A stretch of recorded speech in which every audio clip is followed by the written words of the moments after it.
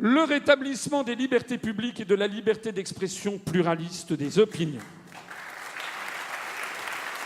avec le refus du mandat d'arrêt européen, évidemment d'ailleurs, puisqu'on sera sorti de l'Union européenne, mais précisons-le quand même, le rétablissement du secret des correspondances,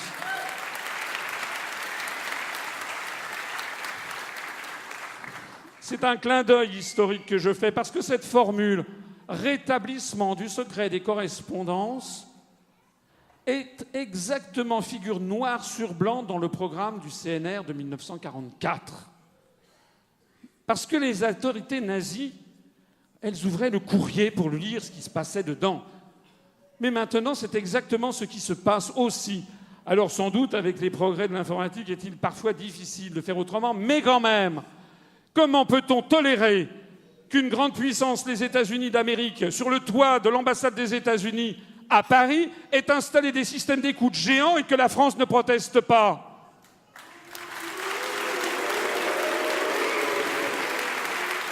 Comment peut-on tolérer que l'Élysée, les principaux ministères aient été écoutés par les États-Unis d'Amérique sans que la France n'ait rappelé son ambassadeur et expulsé l'ambassadeur des États-Unis à Paris?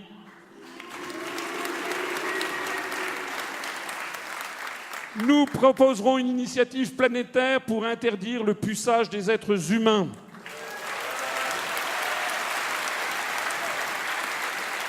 Nous procéderons en urgence au réencadrement de l'état d'urgence. Parce que maintenant, nous allons vivre finalement en état d'urgence permanent. C'est absolument inadmissible dans une société prétendue démocratique. Nous procéderons également au retrait de la France du système de surveillance INDECT.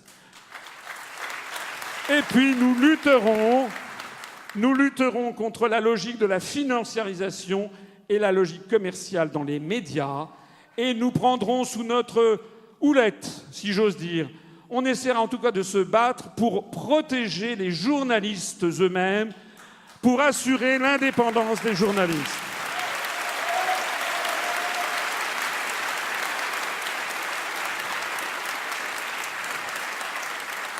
Ne vous y trompez pas. Beaucoup de journalistes nous regardent. Tous les journalistes politiques français nous connaissent. Beaucoup de journalistes nous regardent, beaucoup nous apprécient. Et si on ne parle pas de nous, ou si quand il y a un entrefilet, c'est souvent quelque chose de diffamatoire, ce n'est pas les journalistes qui le font. C'est qu'on leur demande de le faire. Donc nous adopterons des lois de protection des journalistes par rapport à leur propre direction en faisant respecter la charte de Munich de 1971 qui fixe l'éthique du journalisme.